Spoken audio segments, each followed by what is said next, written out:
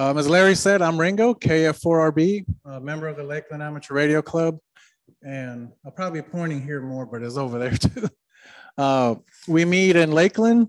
We meet the second Monday of the month. We have testing at 5:30, and then the general meeting usually about 7 o'clock. And I'm here to talk a little bit about POTA, Parks on the Air. So I want to start real quick with why do I love Parks on the Air? So this is a quick video, and I'll see if I can, the sound wasn't going in, so I'll sync it with here. Got it?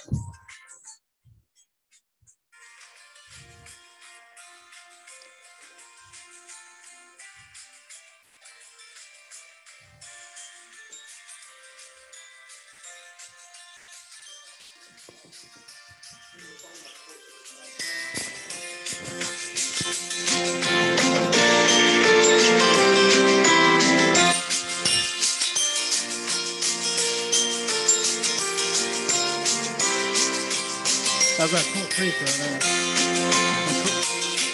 Yeah, Control Burns when we were there.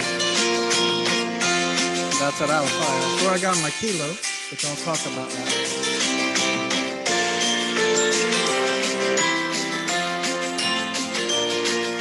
When it rains, go in the car. That's Alpha over there. That's an example of my wire antenna up in the tree. Way up there.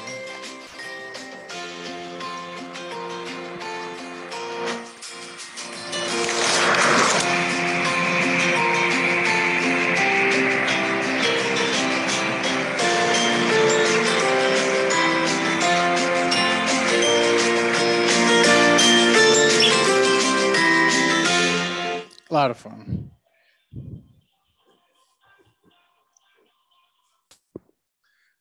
All right, so Parks on the Air is a lot of fun.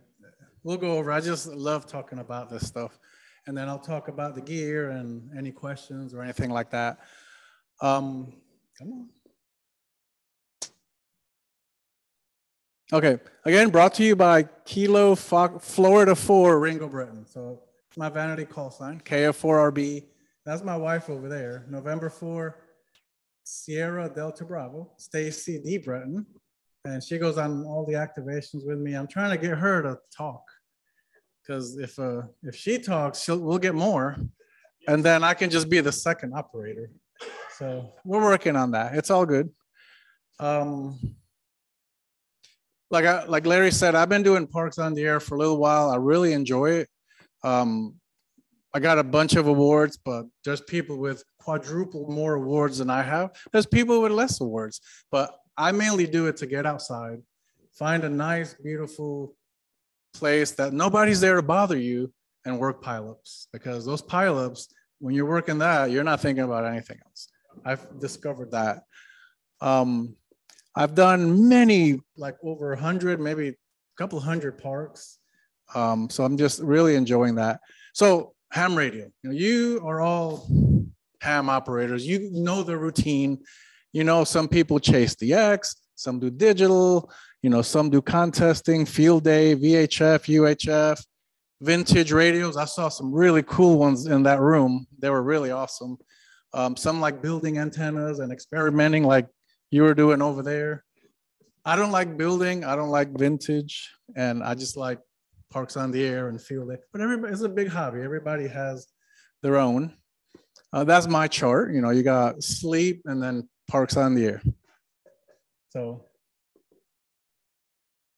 it's a lot of fun. So what is POTA?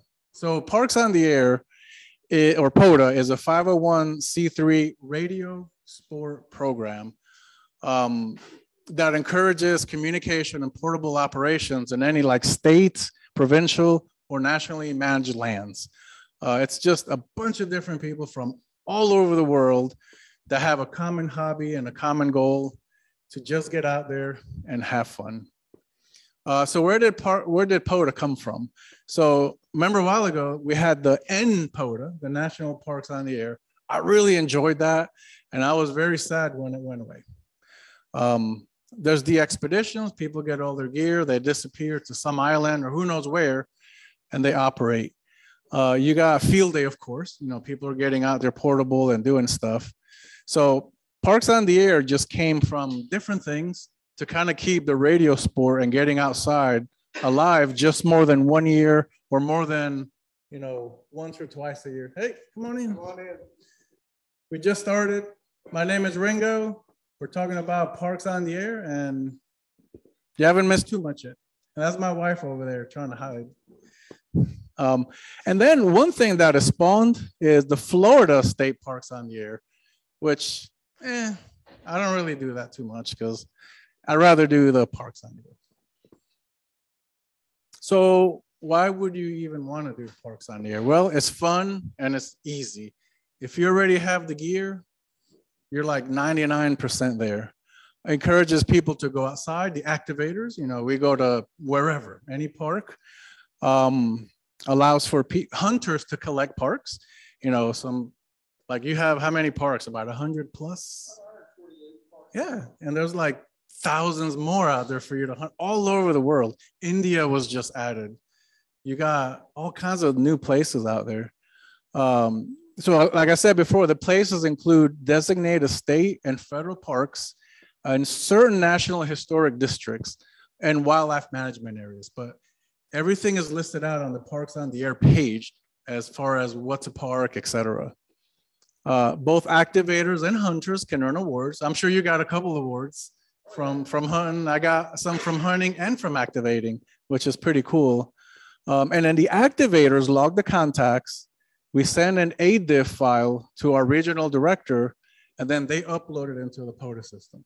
Hunters, you just hunt. Activators, we put the logs together, we send them to our regional person, like mine is K4@parksontheair.com because I have a 4 in my call. And then they upload it into the system. The next day, it shows up on the POTA system. And then, like I said, hunters just hunt, right? And a park is considered activated if I make 10 contacts. So if I'm at a park and I make 10 or more contacts and I submit the log, I get a credit for an activation. There was one time where I got 9. I could not get the 10th one. So I didn't activate the park that day, but I still submit the log so the hunters can get credit.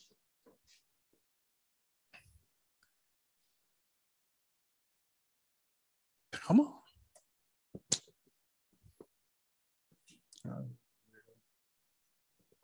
All right. So again, what would you want to do with this? The conditions usually out in the middle of nowhere are sometimes way better. This, I believe, was in Colt Creek, in the middle of nowhere, S1 noise signal. It was so quiet. I thought I forgot to plug in the antenna, and I had to go check everything was set up perfectly. Very clean day. Unique challenges. Every park is different. Cold Creek is pretty straightforward. Hillsborough River State Park has 1 billion trees, and you know, you got to figure out, okay, what am I going to bring today? You know, I have a lot of stuff, but I don't bring all this stuff. You know, do I want to just do a wire? Do I want to do the car with the ham stick? Do I want to set up the buddy stick? It just depends. And if you've never been to a park, it's a challenge because you don't know what you're going to have once you get there. The park is probably nicer than your wall, you know, the shack of your wall, and you know, with better breeze. It's a great opportunity to be ambassadors for ham radio. I was sitting at Hillsborough River State Park, and a group of Boy Scouts walked by, and I made eye contact with, you know, their scoutmaster, and then they came over and I talked to them about ham radio for like 15 minutes. They asked a lot of questions. Some didn't care. Some asked questions and then they left, but now they know more about ham radio. And there's a badge, you know, for ham radio. Mm-hmm. Yep. But sometimes the conditions are not good. We went to one park. I don't know where it was, but that was my noise level. Literally, I couldn't do anything. We moved around. It was a small park.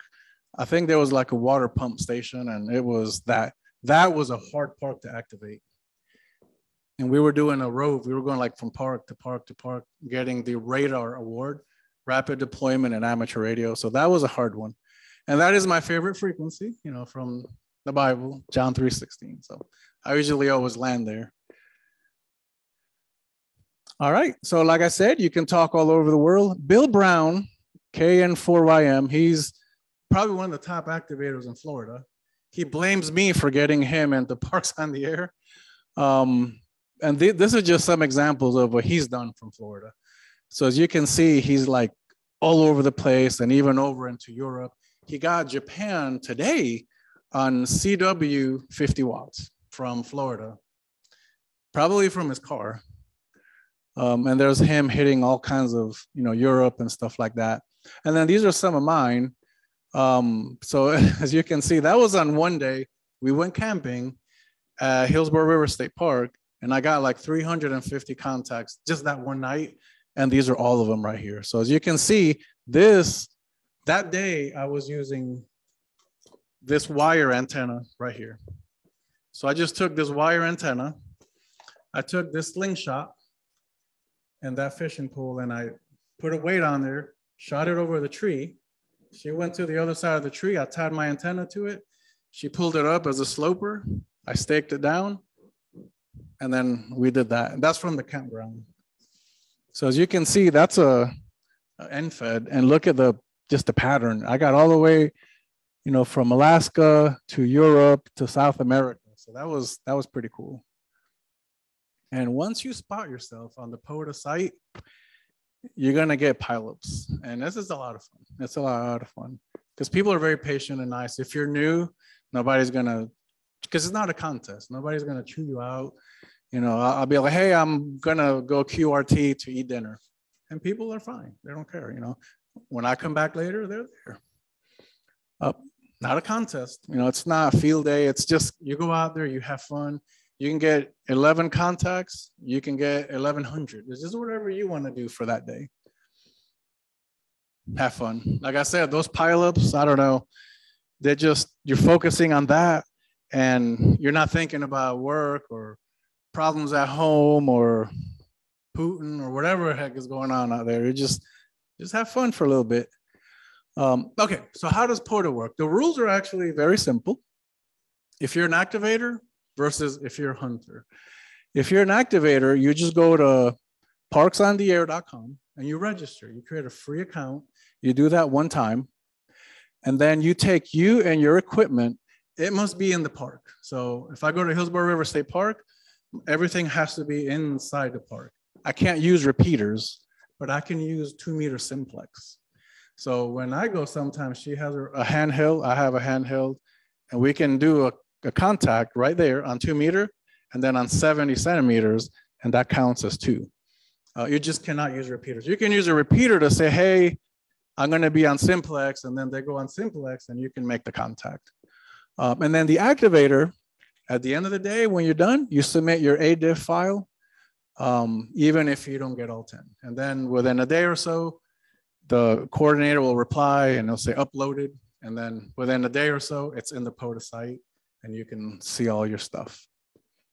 If you're a hunter, you register, just like the activators do, and you hunt. That's it. That's it. You don't have to submit any logs or anything like that. Oh, and activators, when you're out there activating, definitely follow local laws and stuff like that. There's no park that's in a place that's going to make you break a law. There's no private property. It's all vetted, and you're allowed to go there and operate. Follow the DX code of conduct. Be nice, respectful. Be a nice person when you're doing DX out there. And then the golden rule: be nice to others. As you want to be treated.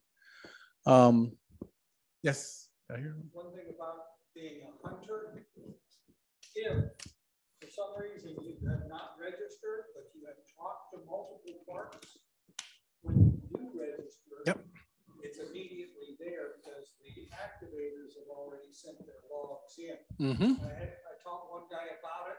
He went on there and he already had 6 parks. Yeah. And he didn't even know it. Yep, that's a great point right there. Yep. So now that you're registered, doesn't matter if you're a hunter or an activator. If you're registered, then you can start hunting or activating. I typically do both. When I first get to a park, I'll go on the POTA website and I'll see who is spotted. And I'll try and get those people, the park to parks. And then I'll find an empty frequency, and then I'll start calling CQ, parks on the air, and work a pile up. If I get tired, I'll go QRT, and I'll see if I can hunt anymore. So I'll do a combination of both, just back and forth. This is in our old car with the gear that I have right here. And there's my wife back there with our little dog relaxing. So hunters, all you do once you're registered, you go to the Parks on the Air website, you kind of see who's activating, and then you try to hunt them, and that's it. So for example, this person, Whiskey 3 Juliet Papa Hotel, they are at this park, Kilo 5481, which is in William Penn State Forest in Pennsylvania. Looks like they added a note. They're going to be on between 40 and 20, and then some other notes here. So you can kind of look here. You can say, oh, you know, this guy. See, some people, when they put like 40 and 20, that doesn't help because 40 and 20 are big. So what I like to do is, for example, glasses. I'm at that age, I need glasses. So for example, you know, you go to the Parks on the Air website.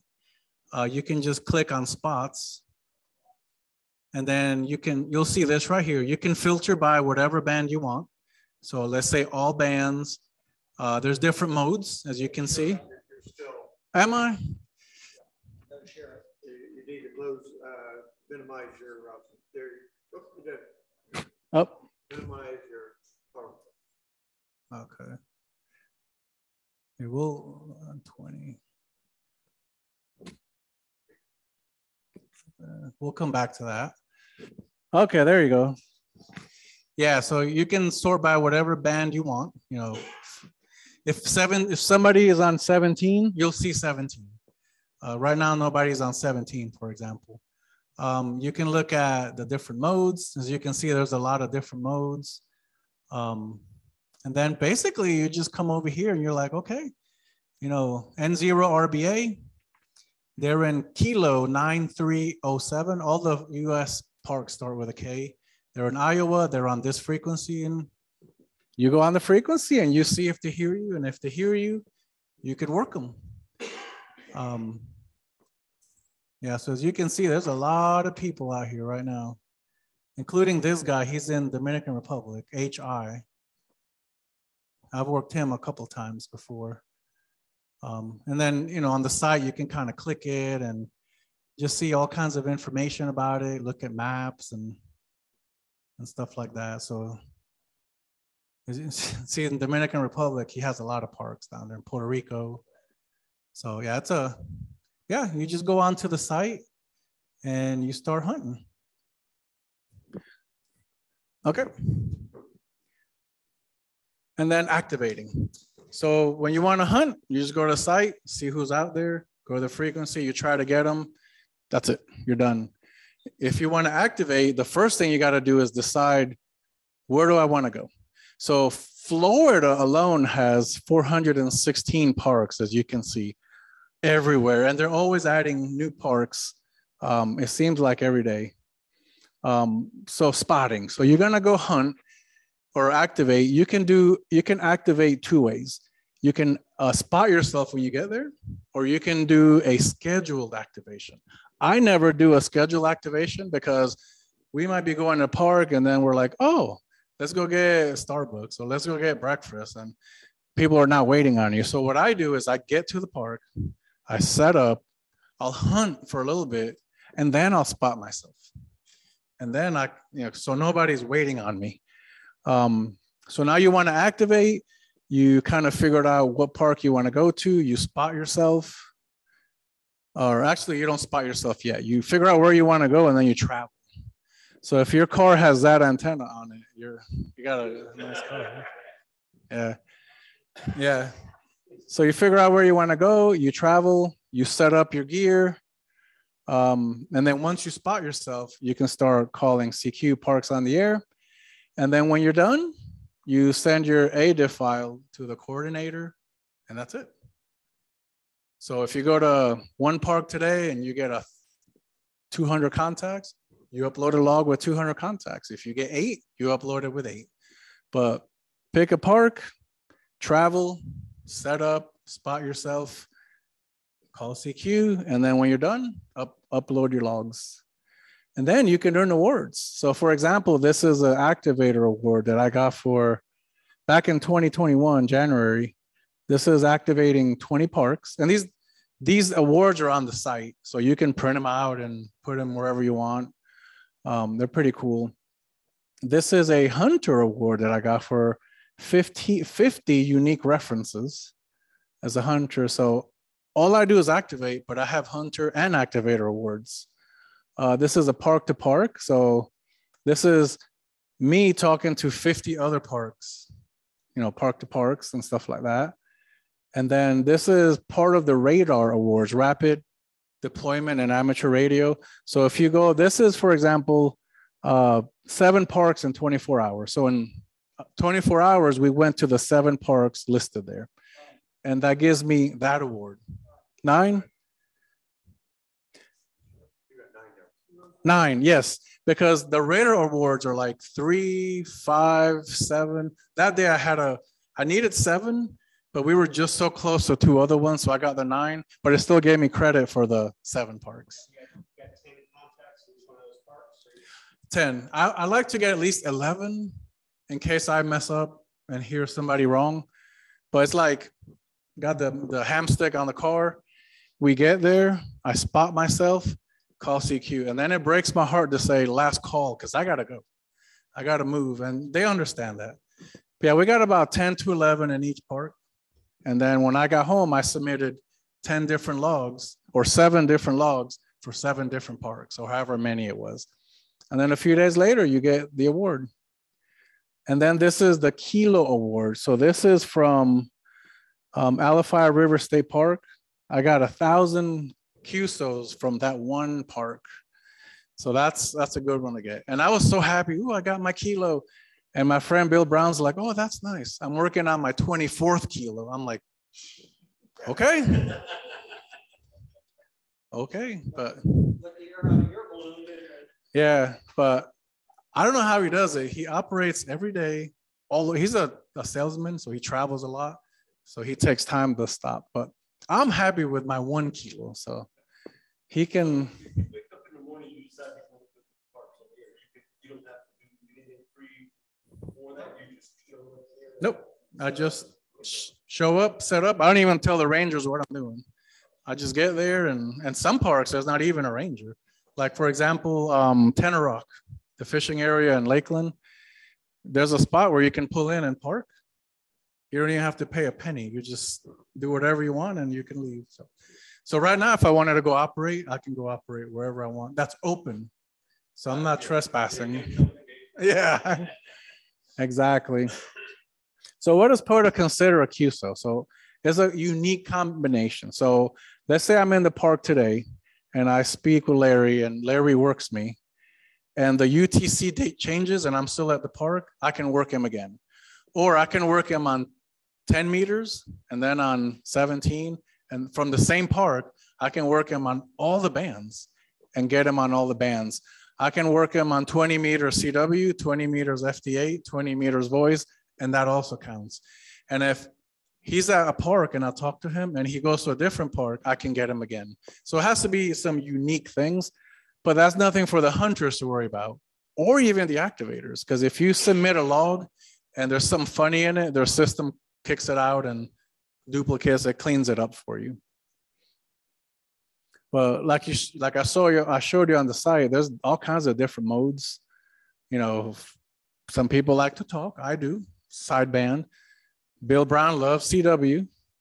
And I've tried digital mode with Parks on the Air, and that was pretty cool. So in summary, activators need at least 10 contacts to activate a park. Even if you don't get all 8, all 10, submit it so those hunters can get credit. And hunters, you just hunt. That's it. That's coming up. Oh, okay. Yep. So what about the gear? Well, like I said, you can use anything except repeaters. This is an example of when I went to Skyway Fishing Pier. I went there, I fished, caught that thing right there, whatever it is, a ladyfish or something. And then I was operating from the car. That day I got funny and I put in a painter's pole with a 10, 20, 40 end fed, a 30-foot end fed. And I got all those right there, as you can see on the map. But I was more interested in fishing. But I wanted to activate the parks, and Skyway Bridge is a park. It's a state park now. So what about logging? You can use paper, you can use software, as long as, if you use paper, I used to use paper and then go home and then type everything again, which was a pain. So now I use a log file called Hammers. So the Hammers app, I can actually, let's see. Yeah, I like it. So the Hammers app, this is my POTA laptop, by the way. All I do is Parks on the Air on this, and I put this to remind me of the format. So when I activate and I submit a log, has my call sign at whatever the park number and then the date. But yeah, I come here. I use the POTA app. I mean the Hammers app, which was created from a ham for hams. And then basically, ooh, there's an update available. I'll have to do that later. You create a new log. You call it whatever you want. And there's a couple of templates, you know, from Summits on the Air, Field Day. You select Parks on the Air. And then you're presented with this. You put in all your stuff here. And then what happens is, it looks like what I like to do when I do the log, I just put a little bit of a teaser here for myself to remind me where I'm at. Because if you go into like 12 parks, it gets easy to lose. So as you can see, you know, this day right here, I got 352 contacts. Yeah, that's when we went camping at Little Manatee River State Park. And one of the cool things they do is they have this QSO map kind of built in, and the app also has the spotting. And the cool thing about the spotting, let's say I want to work this person here, I can just hit copy and it adds it in here for me. If I work them, I just hit save. If I don't work them, then I just hit clear. And then when I'm ready, I can just come here, export the ADI file, and then I can just take that and I can email it to the administrator. You can also hook that up to QRZ. Yep. So it automatically populates when you put the call sign in. Yep. And then I found they do have a Apple as well as Android. Mm-hmm. If you want to use on your iPad or your phone. Exactly. Actually, I use mine on the iPad. So yep. Yeah, if you do it on the computer, it's free. But like you were saying, I also have it on my phone. Right. And it's like $4.99 if you use it on the phone, but it looks the exact same. And you have internet. I don't have internet on this. I just got a hotspot though.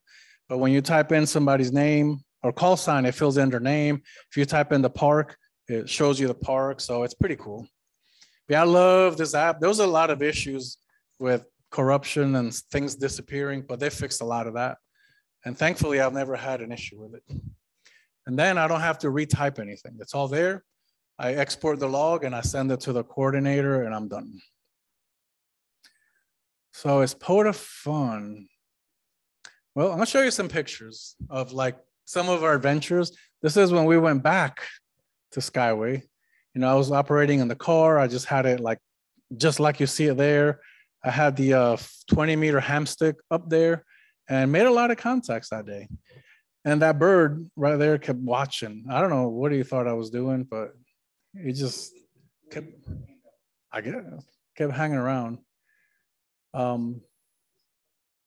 So here's an example of the radar awards. That's when you go from park to park to park to park. You know, you can get an award for 2. If I go to this park and get 11, and I go to this park and get 11, and it's 10, but I like to 11, I submit 2 logs, and then there's a place on the POTA website where you go and you add those parks and the contacts, when you started, when you ended, how far you traveled. Because if you're gonna go from one park to another, driving, you got to go further than if you were to go walk or even in a wheelchair or even in a canoe. So they have all of that in there. So this is a challenge because like the 12th park, we did 12 parks. We started like at 7 in the morning.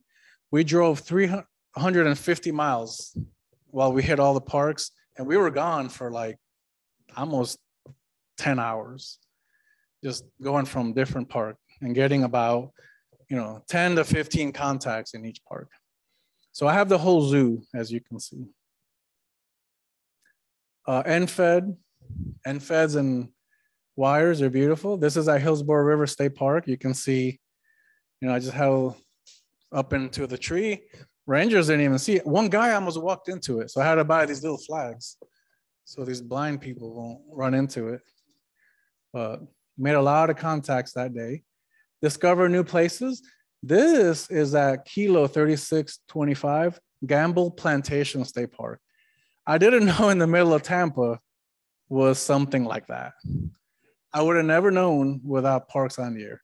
So we get there, we walked around, enjoyed the place, and then we did our activation. So that was a lot of fun at that place. And then, of course, you can spend some quality time with the bee's knees over there. And this was at Kilo 0912, Castillo de San Marco National Monument in St. Augustine. And then just some advice. I mean, if you can visit the park before you go, that's great. It's doing some recon, but I've never done it. I just show up and I look around and I'm like, okay, based on what I own and based on where I'm at, this is what I can do. And then I set it up and see if it works.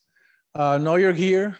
I've heard many stories on the Parks on the Air Facebook group, which I'll share, where people drive, one guy drove 3 hours, got there and forgot his coax.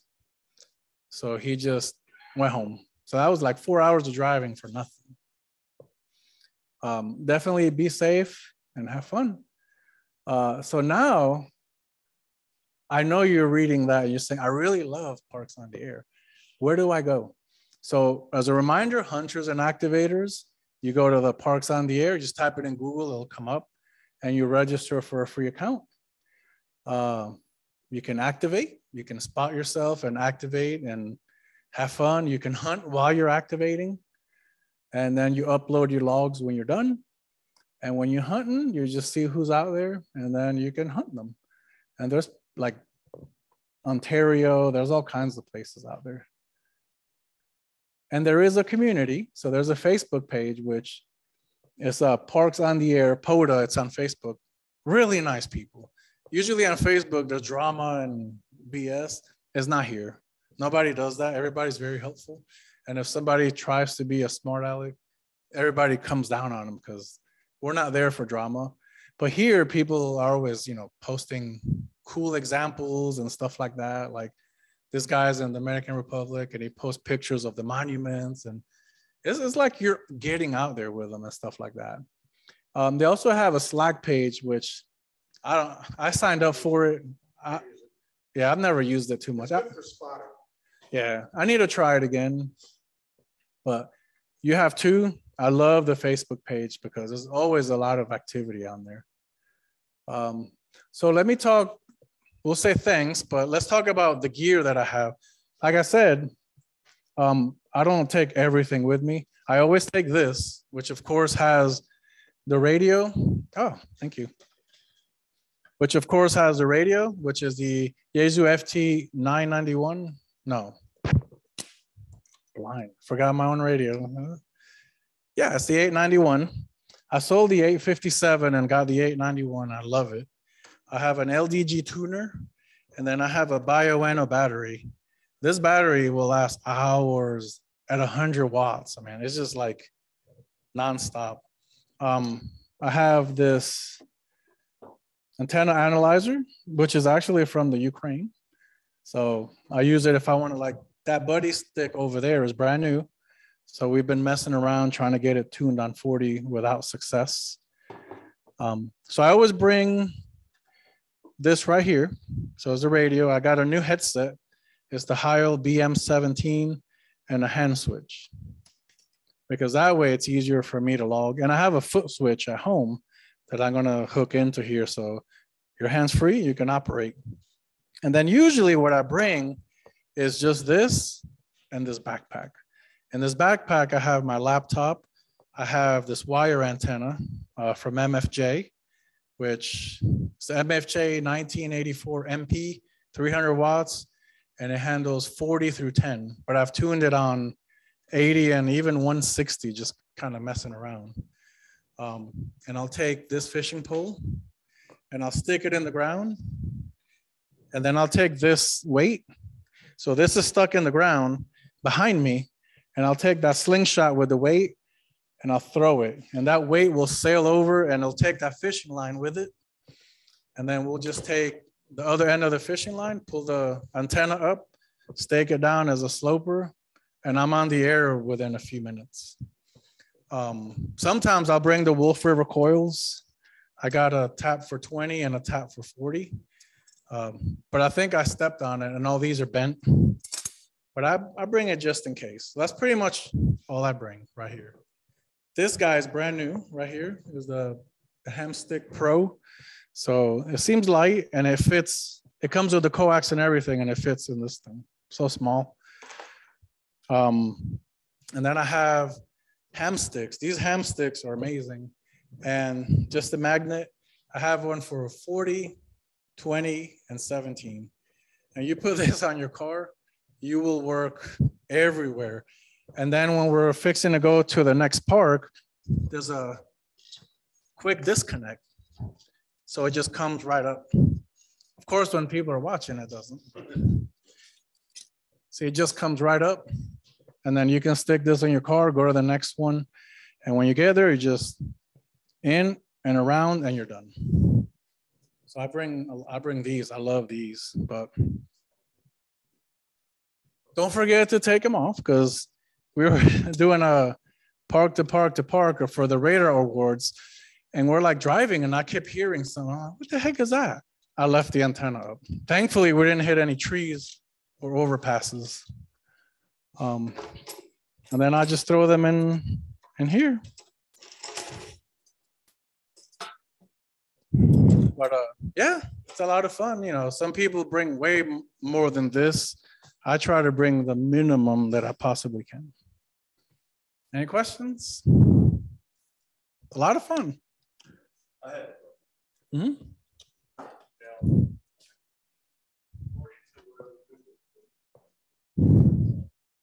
you were just talking with HF, you're not smart, they look down upon spotting yourself. Oh yeah. Yeah, those like DX, those other places, yeah, they're like, woo, what are you doing? Yeah. You're not allowed to. It doesn't exactly, whatever, it doesn't exactly say content, but it just says, Yeah, they kind of frown upon that. it's for contract. Okay. Yeah. Just want to clear. Because then you're cheating. Yeah. Clarify that. Yeah. Cheating allowed. Yeah, for parks on the air, I mean, it's expected. People spot themselves. You know, you can say, you know, at a spot, I'll put in the frequency, the park, and I'll put whatever I want here, like come and get me or camping or whatever I want. And people expect that. Is that battery that you buy at PX Engineering? I think so. I ordered from the Bioena battery and they had it at Hamcation when we were there. But yeah, these batteries are amazing. And there's even bigger ones, but this one works perfectly. I mean, I ran it out once, but it was like 4 or 5 hours later. I just ran mine while I was camping for about 6 hours. Mm-hmm. What is the I think this one was 170. Yeah, that's what I got in this case here, same type of Mhm. thing. I just got the case. And so I can use it to charge or I could do for the radio. So yeah, I think it's about 100, less than 150 bucks. So if you're going to be out there all day, you might want to have two. I mean, If you're running 100 watts. if you're running 100 watts, you might want to, but this, I've never really, by the time this was running down, I was getting tired. Yeah. The cable Yeah, I was gonna say. That's you. Or do it, I mean, this is set up, I can go battery, power supply, or I can do solar. Well, yeah, and if you couldn't stay close to the vehicle or whatever, you had to park a certain place, and you had to get. Yeah, well, this one, I take this camping, I go to a picnic bench. Between the radio and this one, set up like that. Yep. And so we're here right now. The closest park to us right now is Ybor City. And it's that Ybor City Museum, which you can park in front of it and activate it without having to go inside the building. So, and it's funny, we activated that one a while ago and there's like roosters running around all over the place. We thought that was, and one of them bit me, a hen, she bit me. Ringo, my question is, I mean, when you're in a state park, it's pretty natural, you have to be in the park. But when you go to a monument or something like Skyway Bridge, is there a certain area you have to be in? No, it just depends. Like the Gamble Plantation, you know, it's like a really old plantation. So we were just in the parking lot and we activated from it. Skyway, the whole thing's wide open. You can activate from anything. So yeah, like Fort Foster, if it would have been open, you're not going to go in the fort. You'll operate from the parking lot. And typically for stuff like that, like the Gamble Plantation, I'm definitely not going to set up a wire antenna because that's super historic. And I know the rangers will say something. But with the mag mount on the car, I'm in the car. I'm not doing anything. Or worst case, I can set up the buddy stick or the buddy pole because it's self-supporting and it's not in a tree or a monument. Yep.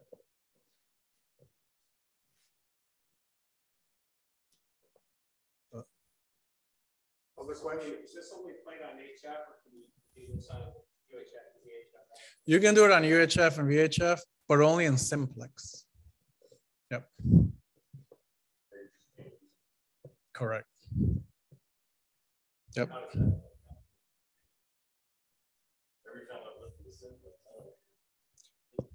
Yeah, like we'll get to a park and I'll go on, 146-520 and I'll make a call. Never hear anybody. But I could, let's say I was at Ybor City, I can get on y'all's repeater and say, hey, I'm at this park on 146.20. Go back there, and if anybody comes back. So you kind of spot yourself on the computer and then go back. Yep. And then once I'll do that usually. And then I'll go to the hunting page and kind of see who's out there. And I'll try to hunt some of these. Like, look at this guy. He's in Japan. So he's on 70 centimeters, so he's local. So we're definitely not going to get him on that. Well, you can also go to the spot collector and do it on that to save your own. Yes. Same thing. Yep. Yeah, so Japan, JK1 Fund. So, but I love it when I'm here. I've worked this guy before in California. So that's pretty cool. So yeah, Dominican Republic, all kinds of stuff. Yeah, they're adding parks all the time. Like you can go to this park list on the website. Look at that. Armenia, there's 40 in Armenia. Isn't that crazy? Australia, over 3,000 parks. The Belarus, they took it off because of everything that's going on. Even QRZ took Russian call signs out. Cuba, Ecuador, Estonia, England, Guyana. I talked to a guy in Guyana once, but he wasn't hunting. He was just, or activating. He was just calling CQ. So I called him back and got it. So when there's like these DX people contesting, I'll call them. I'll throw my call out. If they hear me, I'll add them to my POTA log because it's a contact from within a park. And if there's a net going on, I usually check into the net, follow the procedures, excuse myself, and then I leave.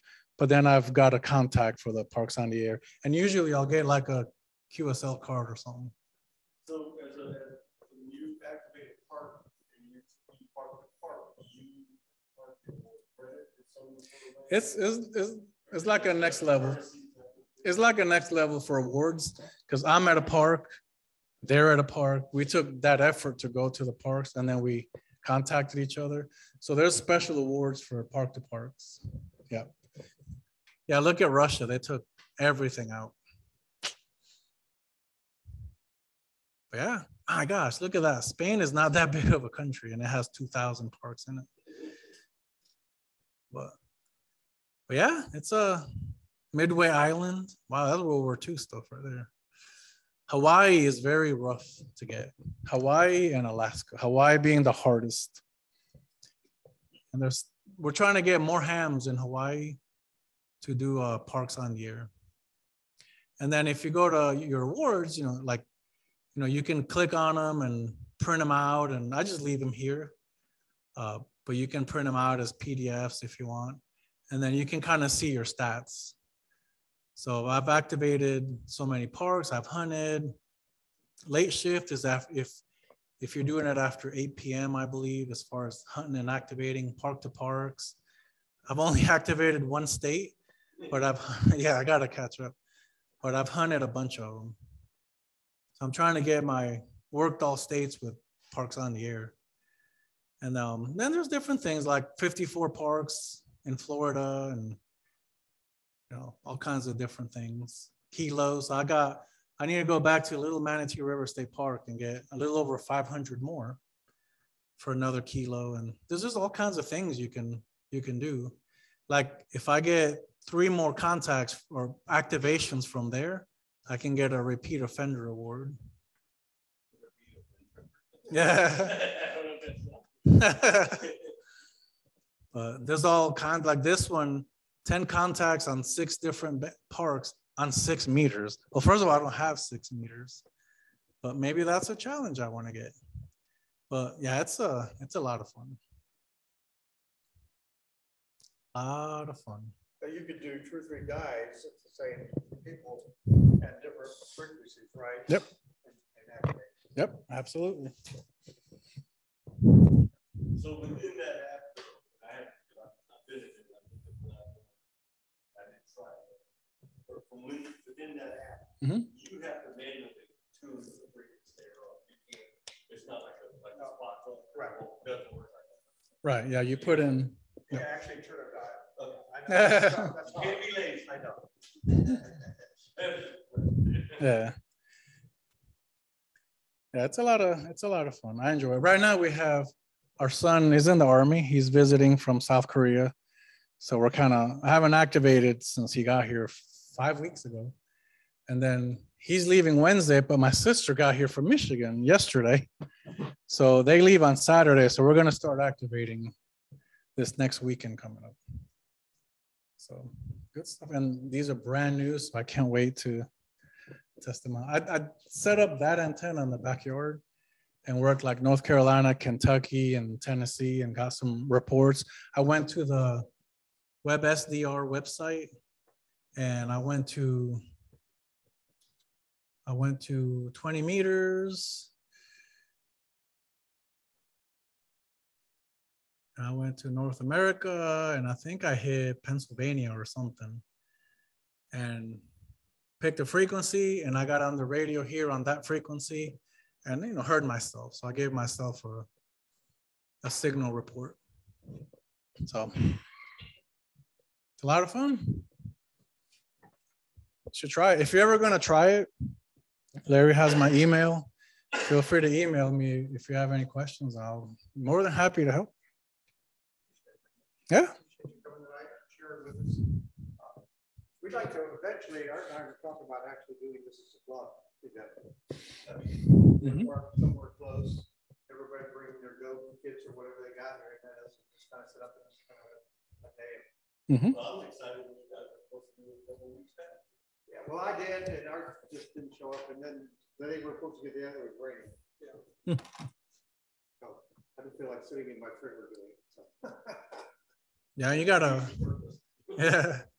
you got a couple nice parks around you. Like for example, this is Hillsboro. Yeah, they still have they took it off. They took it off and now it's back. I wonder if they reintroduced it, because that would be a twofer. You submit a log for kilo 3621 you copy and paste and submit the same log for Hillsboro. But you're two Is that the one that's by, out there by? Yeah, yeah, 301. Huh. But that's, is it two separate areas or? It is, but if you look at the map of Hillsboro River, it encompasses Fort Foster. That's why it's a twofer. Okay. And I worked yesterday, I worked a threefer. They were like at a trail that went through a park that went through a wildlife area. So they got threefer. So I was thinking I'd have to get right at the gate there, Fort Foster. Yeah, that's what I thought you'd have to do. Park there and activate to get Fort Foster within, but no, it's within the park, so you can get to. oh yeah. Yeah, and there's a lot of research sometimes, like if you go into a new park and like it's hard to tell because I look at these state maps and park maps and all kinds of stuff just to see. But when I go to the POTA and let's say I click on this guy and I click on more info, sometimes you'll see where somebody put a note that said it's a twofer, but not always. Yes, if you look here, stats, see Bill Brown owns that park. I'm right behind him. But sometimes people will put a note there. And then the last thing I want to show you is this one here. That's where I got my kilo from.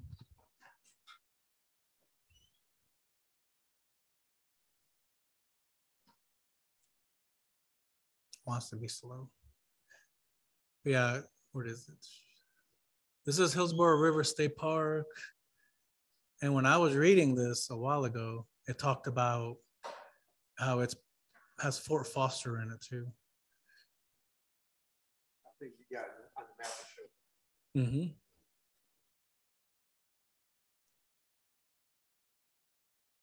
Yeah, we've been camping there. It's really nice.